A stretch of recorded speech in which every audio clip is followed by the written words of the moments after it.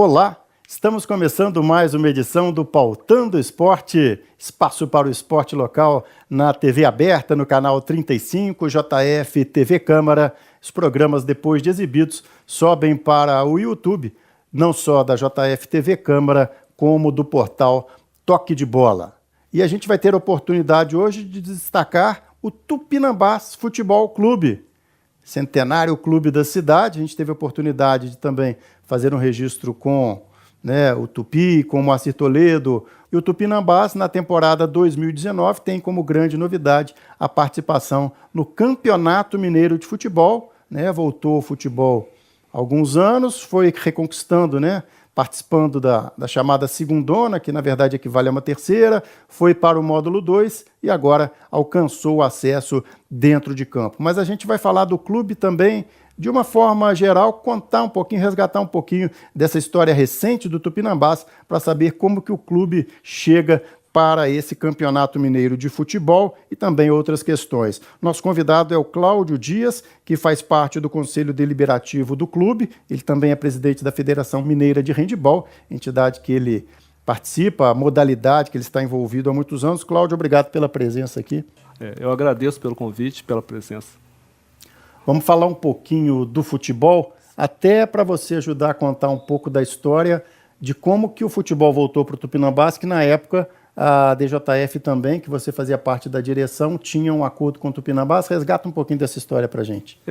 Na época, o Felipe Surian me procurou lá no clube, no Tupinambás, e solicitou se era possível se concretizar uma parceria do futebol. Aí, através da DJF, eu procurei o presidente da época, o Francisco Quirino, e propus a parceria, que foi aceita, e nós começamos com o futebol lá na terceira divisão, Isso no clube, já com a presença do Alberto Simão. O primeiro contato foi com o Felipe Surian. E o Felipe trouxe o Alberto. Na época, o Felipe acertou com, se eu não me engano, foi com Volta Redonda. E o Alberto assumiu a parte do futebol do Tupinambás. Fala um pouquinho para a gente, aproveitando que o programa tem um tempo maior, dessa questão da ADJF com o Tupinambás. Houve, há uns anos, uma possibilidade de parceria quando o Esporte Clube Juiz de Fora ia se transformar num shopping, num investimento. Depois isso foi desfeito. Resgata um pouquinho dessa história para contar para o pessoal que está acompanhando o programa, da DJF com o Tupinambás, como que foi o início dessa participação, como ficou e como está nos dias de hoje. O presidente da DJF na época era o Guilherme. Ele fez um contato com o clube, eu acho que o presidente procurou, porque tinha esse contrato com o esporte que eles queriam rever o contrato. E propuseram para a DJF comprar a dívida com o esporte. Então, na época, a DJF comprou essa dívida que havia com o esporte e fez um contrato que a nossa intenção mesmo era o salão de festas, o varandão e o ginásio. Esse contrato foi feito, acho que 25 anos. Era basicamente, consistia em a DJF recuperar um pouco do espaço físico do Tupinambás. A DJF precisava de um espaço, principalmente por causa do handebol e do basquete, que eu sou do handebol, o Guilherme, que era o presidente, é do basquete. Então, o espaço nos atendia, a gente deixaria de pagar aluguel e contribuiria para o Tupinambás resgatar os títulos que estavam sendo passados para o esporte. E como é que funcionou isso no início, essa parceria? No início, tinha um contrato, se eu não me engano, era de fusão do esporte com o Tupinambás. E isso não agradava o clube Tupinambás. Então, a DJF comprou os títulos que estavam em posse do esporte e nesse período, a DJF no contrato não tinha a fusão dos clubes. Então, não haveria prejuízo para a marca Tupinambás. E depois que a questão do esporte foi desfeita, a parceria entre os clubes foi desfeita, aí se estabeleceu um novo tipo de comportamento nessa parceria entre vocês e o Tupinambás. A DJF ela já entrou como parceira, contribuindo com o Tupinambás no que era possível para normalizar o Tupinambás, que ele estava com muitas dívidas trabalhistas, dívidas fiscais, e o que foi possível, a gente pôs no contrato e a DJF vem cumprindo esse contrato. Aí, com o tempo, Cláudio, a gente fez várias matérias no portal Toque de Bola e nas redes sociais. Essa relação da DJF com o Tupinambás, ela acabou sofrendo um desgaste e a gente acabou vivendo um período eleitoral bastante conturbado. A gente teve eleições, depois eleições suspensas, remarcadas. A que você atribui assim, esse desgaste que acabou ocorrendo? Quando você tem um atrito, geralmente você tem duas verdades. Os dois lados têm a sua verdade. E se a gente tem bom senso, diálogo e boa fé, você consegue se resolver. Como partiu para um lado que não tinha mais diálogo, nós tivemos que acionar a justiça, a DJF, o grupo da DJF, não só o grupo da DJF, os sócios que compraram os títulos da DJF, que foram repassados no contrato. Então, o presidente do clube, na época, foi procurado pela DJF, eu participei de 3 reuniões, querendo fazer uma fusão de chapas. De vez de fazer 2 chapas, faria uma chapa só, ele continuaria como presidente, e a DJF participaria com alguns integrantes da chapa. Isso não foi possível, ele não aceitou a fusão. Eles alegavam à época, pelo que eu me lembro, se você pode me ajudar também, que para a composição da chapa não seria permitido ainda para essa eleição um número grande de pessoas ligadas à DJF. Não tem essa questão? Não, a chapa do Tupinambás hoje são 37 pessoas. O presidente, na época, ele ofereceu para a DJF 2 vagas. E isso não era interessante, já que você está fazendo uma parceria, uma composição de chapas, você teria que ter uma paridade aí de participação. Até porque a DJF ela possuía a maior parte dos títulos. Hoje a DJF comprou, na época do contrato, 130 títulos.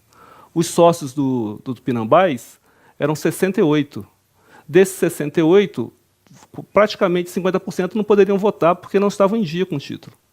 Então, a DJF ela tentou fazer a parceria para se fazer uma chapa, inclusive continuaria o presidente da gestão anterior. Ele propôs que seriam apenas 2 integrantes da DJF e que ele indicaria quais seriam essas 2 pessoas, o que não foi viável para a associação. Então, na época, o Pompílio, que já tinha assumido a presidência, ele não aceitou, e nós resolvemos fazer uma chapa. Isso foi em abril. Quando foi em maio, o presidente da gestão anterior, junto com a diretoria, eles fizeram um estatuto e mudaram de 1 ano para 5 anos o prazo para a pessoa ter condição de voto. Então, todos os sócios que entraram via a DJF tinham 3 anos. Eles foram todos impedidos de votar. E isso, no ano eleitoral, não se pode mudar o estatuto da entidade. Quando ele observou que ele tinha feito isso, ele chamou uma assembleia em agosto, quer dizer, 3 meses depois da data que ele registrou o estatuto, e tentou viabilizar o estatuto que ele tinha aprovado. E foi aí que entrou na justiça, porque, primeiro, ele não podia ter mudado o estatuto. Segundo, com a mudança que ele fez do estatuto, ele prejudicou vários sócios que poderiam ter direito a voto tendo 1 ano de sócio ao clube, e passou para 5 anos. E a Assembleia tem que ser feita para aprovar o estatuto antes dele ser registrado. O estatuto foi registrado em maio e ele fez a Assembleia em agosto. Então, esse foi o problema jurídico. E assim, a gente tinha noção, eles foram comunicados, olha, isso aí que está sendo feito está errado, nós vamos procurar a parte jurídica, e foi o que feito.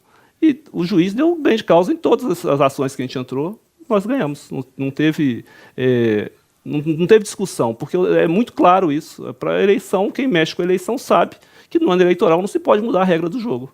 É igual uma competição normal. Aí, nessa composição de chapa, a chapa foi encabeçada pelo seu pai, o Jorge Sim. Dias, que é hoje o presidente do clube. Ele é o presidente. Ele já era sócio, eu também já sou... a gestão anterior passou que a DJF estava tentando entrar no clube. Isso não é uma verdade. Eu estou no clube desde 89, na época do presidente Amauri. Então, eu estou com handball lá desde 1979. Meu pai já era sócio do clube anterior a isso. Então, são pessoas que fazem parte. Muitas pessoas que estão com o título da DJF não fazem nem parte da DJF. Eles adquiriram o título via DJF. Então, nós montamos uma chapa. É claro que, como não houve composição, a maioria das pessoas indicadas é do nosso grupo. Então, isso que foi, resumindo, foi isso. A gente não quis fazer, não tem interesse de vender o clube, foi passado isso, que o pessoal queria assumir o clube para vender o clube. Pelo contrário, a gente quer resgatar o clube, resgatar a história do clube.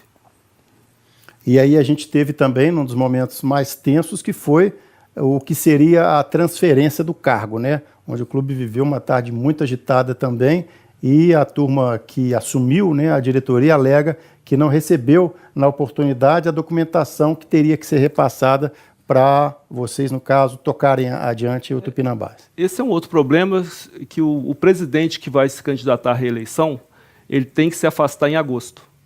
Então, o presidente da gestão anterior se afastou em agosto. Já houve um erro aí, porque assumiu uma pessoa que é um sócio benemérito que não foi eleito. Então, ele não poderia assumir. Quem teria que assumir era o vice-presidente. Mas passou. Esse vice-presidente renunciou em agosto. Quando chegou em dezembro, ele desrenunciou. Eu nem sei se essa palavra existe, mas foi o que aconteceu. Ele voltou atrás e assumiu o clube. E o juiz determinou que quem prestasse conta à nova gestão é quem assumiu. Então, quem tem que prestar conta é o Wanderson, que o apelido dele é Pretinho, que é o vice-presidente. Porque o Francisco Quirino, ele passou as contas dele para o Santiago, que assumiu o clube. O Santiago também renunciou e passou as contas para o Wanderson. Então, quem tem que prestar conta para a nova gestão é o Wanderson, não o Francisco Quirino.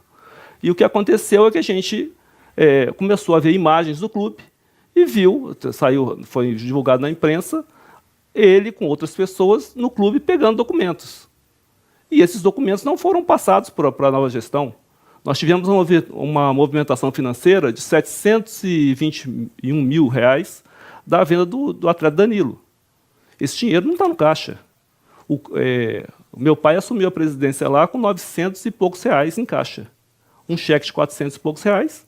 Então, quer dizer, o grande montante financeiro que deveria ser aplicado no clube, quem conhece o Tupinambás é só ir ver lá se tem alguma aplicação desse dinheiro. O dinheiro não foi aplicado. Nós estamos fazendo essa gravação no dia 18 de setembro de 2018 e a gente sabe, né, a gente tem noticiado, acompanhado também outros veículos, o Tupinambás está vivendo aí essa situação que deixa o clube, né, enquanto se chega a uma conclusão até da apuração, que a questão está encaminhada à justiça, sim, o clube fica meio amarrado enquanto não se resolve. Como é que está essa questão do prazo? É porque o clube tinha 12 funcionários, não tinha condição de pagar a folha.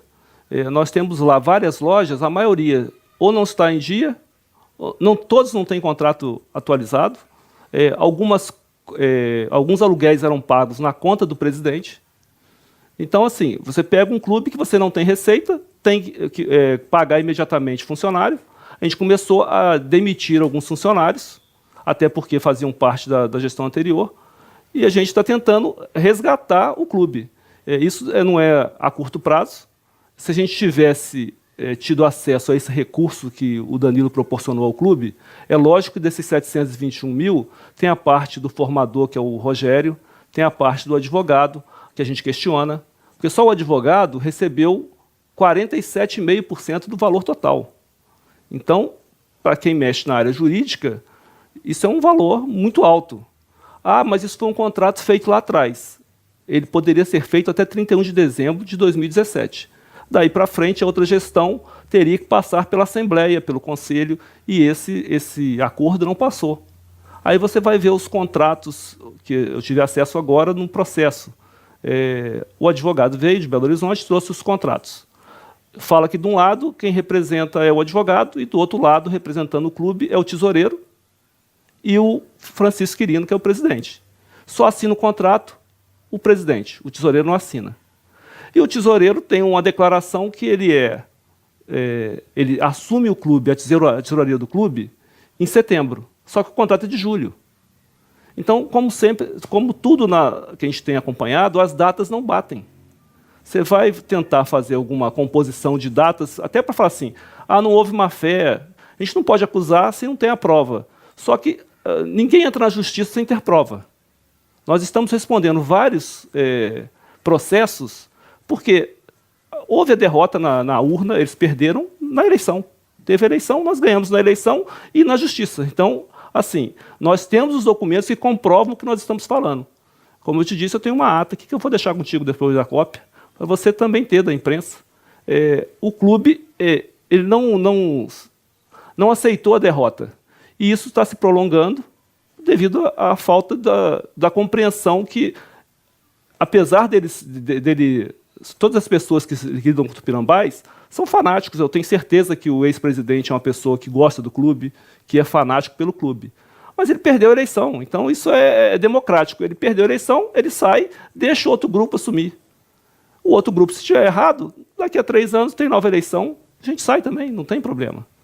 Tá certo. E nós, naturalmente, vamos também, né, contactar as pessoas para a gente colocar também os pontos de vista dessas pessoas que estiveram envolvidas aí, citadas pelo Cláudio, nessa questão turbulenta do Tupinambás. A questão de sócio, só para a gente fechar esse primeiro bloco, Cláudio, você se diz no programa em torno de 40 associados do Tupinambás e 80 da DJF. Essas pessoas da DJF passam também a frequentar o clube, é isso?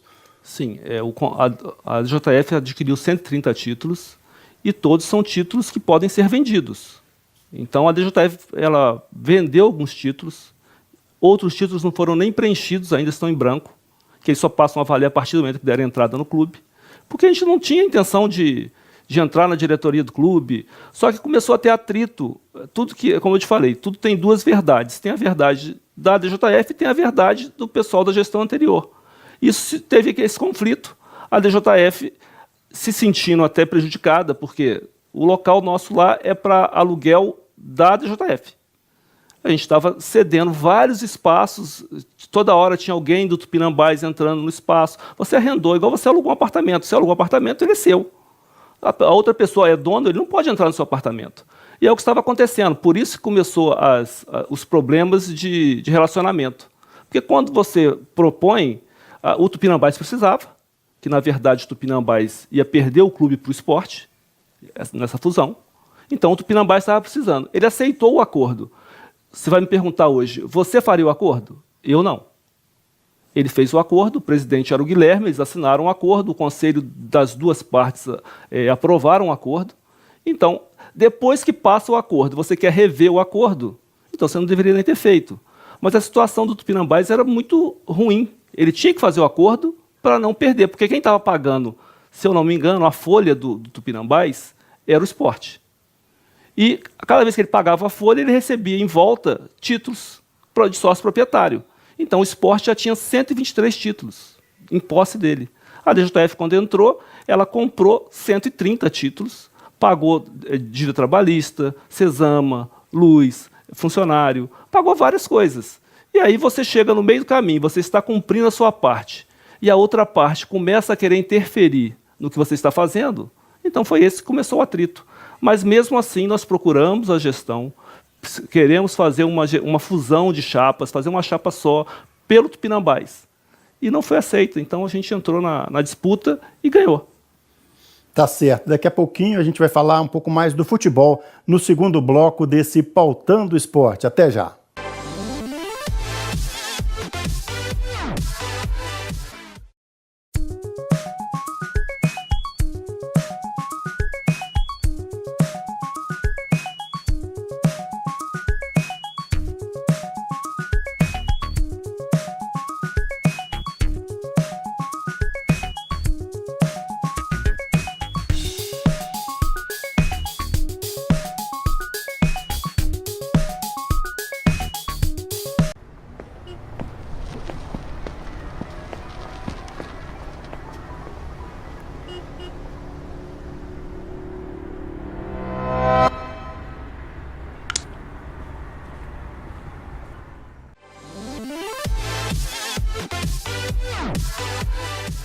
Estamos de volta com o segundo bloco do Pautando Esporte, hoje tendo como convidado o dirigente Cláudio Dias, que atua no Conselho Deliberativo do Tupinambás. Só para a gente fechar essa questão então, ô Cláudio, do interesse inicial da DJF nessa questão envolvendo o esporte Tupinambás, para ficar bem claro essa questão do interesse, como que a DJF entrou nessa conversa entre dois clubes da cidade. A DJF entrou primeiro que ela precisava de uma sede. Então, seria viável para a DJF ter o Tupinambás como sede. Segundo, que nós tínhamos equipes participando no futsal, no handball e no basquete. E o espaço atendia a demanda da DJF. Então, essa foi a primeira conversa. A gente gostaria de ter um espaço. O Tupinambás é um ginásio muito bom, o local é bom. Então, a DJF eu não sou presidente da DJF, o presidente é o Guilherme, deixar isso claro que todo mundo ainda me vincula à DJF, e eu não sou presidente tem mais de 10 anos. O Guilherme fez o acordo, foi bom para o handebol, foi bom para o basquete, foi bom para o futsal. E no percurso que veio o futebol, que não era nem por causa da DJF. A gente sabia que o Tupinambás queria voltar com o futebol. E como eu tinha acesso ao Alberto, tinha acesso ao Felipe, a gente fez um acordo e propôs ao presidente. E aí a DJF entrou também no futebol. Já tinha feito isso com o Tupi lá atrás, nós passamos, na época eu era o presidente, nós passamos para a Pan Show, que levou o Tupi para se classificar. E dessa vez foi com o Tupinambás. Nós propusemos, fizemos o primeiro evento que a DJF fez em parceria com o Tupinambás em relação ao futebol foi a Taça BH, que foi em Juiz de Fora. E dali surgiu a oportunidade e a gente falou assim, é um excelente momento para o futebol do Tupinambás voltar, já que não teria custo nenhum para o Tupinambás. Vamos falar então do futebol, né? Já que a temporada 2019 tem o Tutu de volta, que é o clássico Tupi-Tupinambás, tão tradicional, de 2 clubes centenários. O Alberto Simão, né, dirigente do futebol do Tupinambás nesses anos, anunciava e disse que tinha um acordo de 5 anos com então o presidente, com o clube, né, visando o futebol. Esse contrato foi revisto agora, um novo formato nessa parceria, Cláudio? Na verdade, o contrato não era com o Alberto Simão, era com a DJF. A gestora do futebol era a DJF, que chamou o Alberto para participar. Esse é o contrato. Mas em relação a investimentos? Então, o Alberto ele entrava com todo o custo do futebol era por conta do Alberto. Mas a gestora do futebol era a DJF. E daqui para frente, com essa mudança na diretoria? Então, esse contrato já acabou. Meu pai, quando entrou, ele pediu para rescindir até os contratos. E a gente está em negociação, inclusive com o Alberto também. A nossa intenção é montar uma equipe. O primeiro objetivo é não cair. E o segundo é ter uma equipe competitiva que faça jus à história, à camisa do Tupinambás. Então, assim, a gente está tentando uma nova parceria de gestão, não só para o futebol, para outras modalidades também. Porque o Tupinambás hoje, financeiramente, está... eu até tenho falado muito isso. Nós temos não é uma luz no fim do túnel, é um farol no fim do túnel, mas o presente é muito ruim. Nós estamos em estado precário. As instalações péssimas. Debaixo das arquibancadas nós jogamos fora 8 caminhões de lixo. O clube não tem nada informatizado. Você não sabe quem que é sócio, quem que não é sócio. Então, assim, nós estamos procurando, primeiro, mudar a parte estrutural do clube para dar uma condição melhor para os atletas que venham a participar.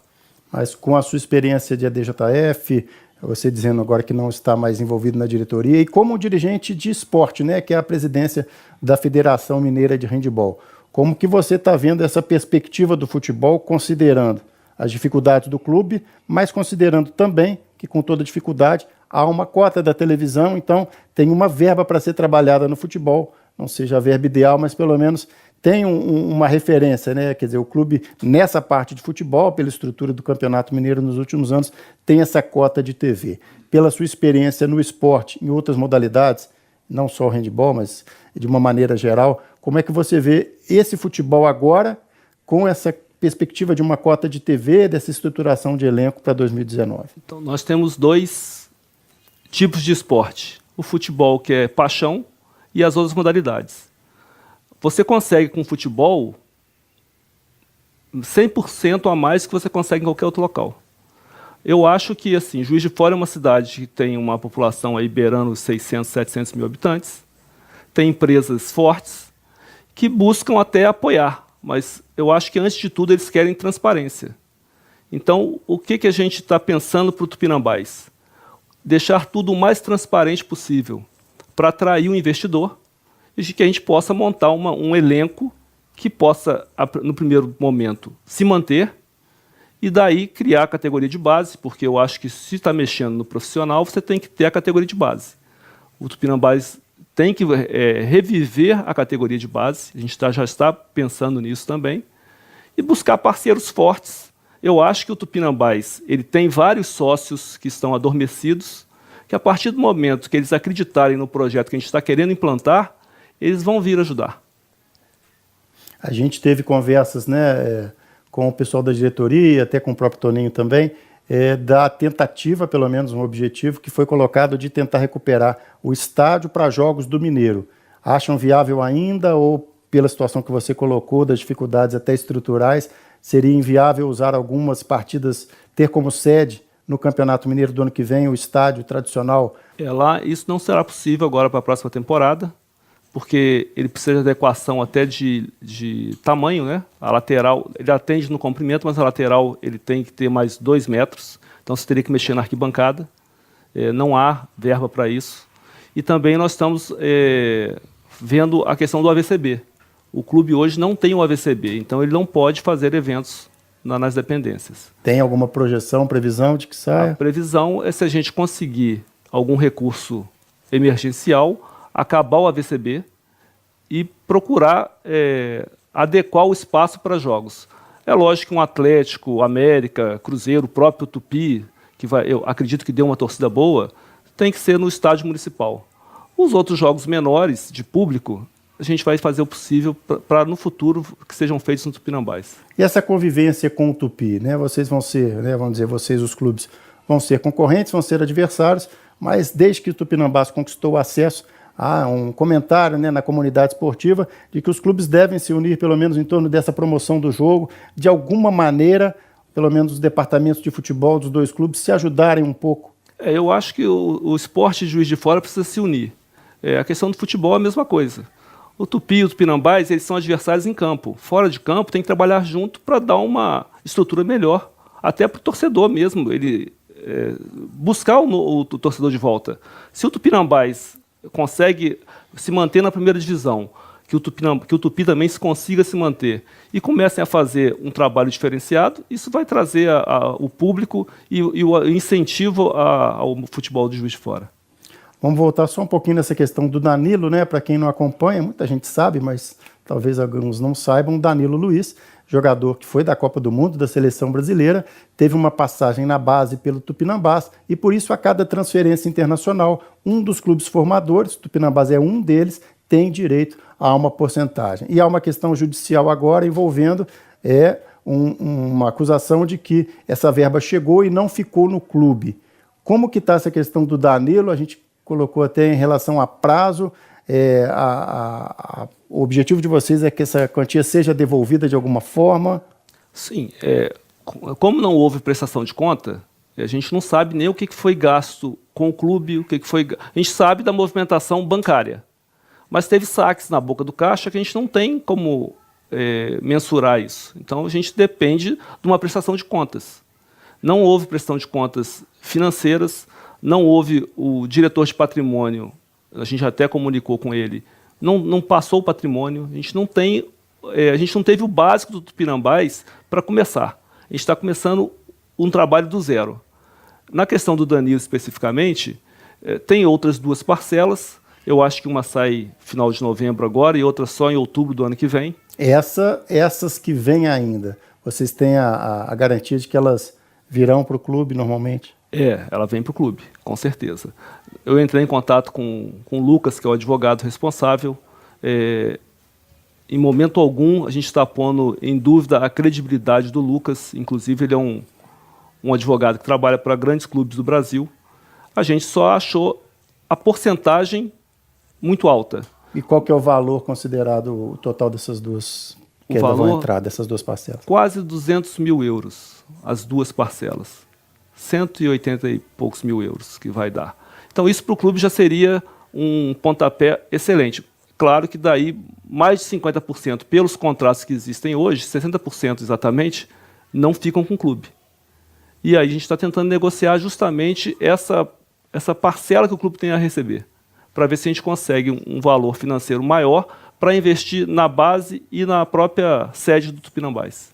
Tá certo. Deixa eu aproveitar também, porque presidente da Federação Mineira de Handebol, né, é a DJF, muitos anos representando a cidade, diversos títulos nessa modalidade. O que você pode passar para a gente, aproveitando, saindo um pouquinho agora do Tupinambás, para falar do handebol, até do handebol da cidade, da DJF, E esse cenário de dirigente de uma federação estadual também, o desafio que você está encontrando? O handball de Minas tem muitos praticantes, a federação hoje tem em torno de 15 mil recadastrados, mas se você for ver no âmbito total tem quase 30 mil.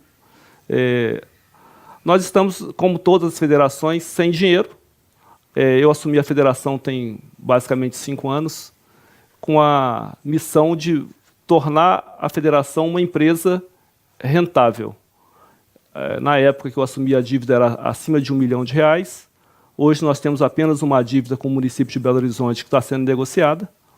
E daí para frente, quando você não tem mais despesas a preocupar com conta, porque o esporte brasileiro todo é assim. Você não pode pôr na conta e alguém vem e confisca se está devendo. Então, a Federação Mineira não é diferente. Ela está diferente em um aspecto. Ela tem todas as certidões negativas que não tinham e tem essa dívida que a gente pretende quitar até o final do ano para o handball mineiro ter uma alavanca maior para 2019, voltando ao cenário nacional com uma certa diferenciação dos demais estados. Há a possibilidade de o handball da cidade voltar a participar de uma liga nacional? A gente teve até parcerias, né, da equipe aqui com o Clube de Recife, não foi isso? Sim, a gente tem atletas, inclusive, que jogam em Recife e que jogam aqui. Esse ano a gente não entrou na liga porque está tendo um processo também devido à Confederação Brasileira, e então a Juiz de Fora preferiu não entrar na competição, porque está muito desorganizada, você tem um custo muito alto e acaba que o retorno é baixo. A gente pretende entrar, sim. Juiz de Fora, hoje ela lidera, são 3 competições nacionais, a Liga Nacional, Juiz de Fora ficou em 5º lugar, o Campeonato Brasileiro, Juiz de Fora foi campeão dos 2 últimos anos, e a Copa do Brasil, que Juiz de Fora também foi campeão dos 2 últimos anos. Então ela lidera o ranking da Copa do Brasil e do Campeonato Brasileiro. E na Liga Nacional ficou em 5º. Mas a opção não era participar esse ano, justamente porque também está nesse processo jurídico da Confederação. Como que você vê, Cláudio, como desportista já há muitos anos, agora também de muitos anos como dirigente da entidade, de uma federação, essa perspectiva dos novos ginásios, né? A prefeitura tendo um anúncio de que vai sair esse ginásio, tão demorado pelo menos até o início ou meados do ano que vem, e a Universidade Federal de Juiz de Fora, essa gravação no dia 18 de setembro de 2018, o ginásio da universidade, essa muito mais próxima de confirmar a qualquer momento a inauguração e o funcionamento, além do prédio anexo lá na faculdade. Como que você, ligado tantos anos ao esporte, vê essa perspectiva de 2 novos espaços, um bem próximo de ser entregue? Juiz de Fora passa a ser agora um referencial. Já era e agora muito mais, porque a Federal tinha um ginásio que é muito bom, só que, se eu não me engano, são 660 pessoas que poderiam, de público. Então, a Federação Mineira fez o Campeonato Mundial aqui, Júnior, teve que levar para Uberlândia e Uberaba, porque o ginásio não comportava. Só do pessoal do staff são quase 600 pessoas. Então, hoje nós temos o ginásio da Federal, tem esse outro da Federal que está sendo feito, tem a quadra externa também, que é uma quadra oficial e é muito boa, e o ginásio municipal, que ele já se enrola há algum tempo, mas ficando pronto. Eu não acredito aqui na nossa região, num raio de 200, 300 quilômetros, que você tenha um aparelho esportivo tão bom. Porque esse fato de sediar competições, né, é considerado por todas as modalidades, né, a motivação também, até para o menino da base, o fato de Juiz de Fora, né, não ter em todas as modalidades equipes, né, adultas, profissionais, servir de motivação, de espelho. Sim, assim, o handball, ele, apesar de ser pouco divulgado, ele tem muitos praticantes, a cidade é uma referência estadual. O vôlei também, apesar de não ter resultados de primeira, segunda, terceira colocação, ele sempre leva muito público. E o ginásio da Federal é pequeno para o vôlei. E isso até atrapalha, porque na arrecadação de bilheteria, você teria um recurso a mais para investir no próprio esporte. Tendo os aparelhos, você consegue fazer eventos maiores e que possam captar mais recursos, né? Então, eu acho que o Juiz de Fora é uma cidade, eu até brinco que é o Schumacher andando de fusquinha. Você tem referências em todas as modalidades, mas que não tem o apoio necessário para representar melhor a cidade. Tá certo, Cláudio. A gente torce para que o Tupinambás consiga se reestruturar e, diante dessas dificuldades, encontrar um caminho legal. Aí esse campeonato de futebol vai trazer também, né, o Tupinambás para a mídia, esse período do Campeonato Mineiro. Então a gente deseja sucesso aí no Tupinambás e também lá no comando do handebol mineiro. Obrigado aí pela oportunidade. É só encerrando, falando que a nossa intenção é resgatar a história do Tupinambás. O Tupinambás é um clube centenário, como o Tupi também é. Tem muitos sócios, muitos atletas, muitas pessoas que querem voltar a participar do Tupinambás. A nossa intenção é realmente fazer do Tupinambás um clube diferenciado. Espero que, é claro que 3 anos é um período muito curto, mas a gente pretende, até na próxima temporada, mostrar um diferencial em relação ao que está sendo feito pelo esporte. Tá certo. Foi a nossa conversa com o Cláudio Dias, que é dirigente do Conselho Deliberativo do Tupinambás Futebol Clube, também é o atual presidente da Federação Mineira de Handebol, neste novo Pautando Esporte, que tem o apoio do Centro de Futebol Zico, palco das nossas gravações, Plask e Bitpol Coffee Road e Hiperroll Embalagens. Até a próxima! Após a gravação da entrevista, a produção do programa entrou em contato com algumas pessoas citadas. Quanto aos percentuais sobre as transferências de Danilo, o advogado especializado em direito trabalhista e titular do Departamento Jurídico do Atlético Mineiro, Lucas Ottoni, afirma: "Não tenho muito mais para falar do que já falei. Prestamos serviços ao Tupinambás, cobrando os honorários que foram contratualmente ajustados. Não vem ao caso aqui discutir publicamente o percentual. Não confirma esse percentual. Emitimos as notas, está tudo certo e o que tínhamos que prestar de informações já prestamos ao próprio clube. Os valores em relação de honorários dizem respeito só ao escritório. Efetivamente, prestamos serviços ao clube, recebemos valores, emitimos as notas, recolhemos os tributos. Já prestamos ao próprio clube, inclusive, informações necessárias, tanto de contratos como de procedimentos", afirmou Lucas. A produção do programa não obteve resposta nos contatos feitos com o ex-presidente do clube, Francisco Quirino. O programa está à disposição caso ele ou outras pessoas citadas queiram se manifestar.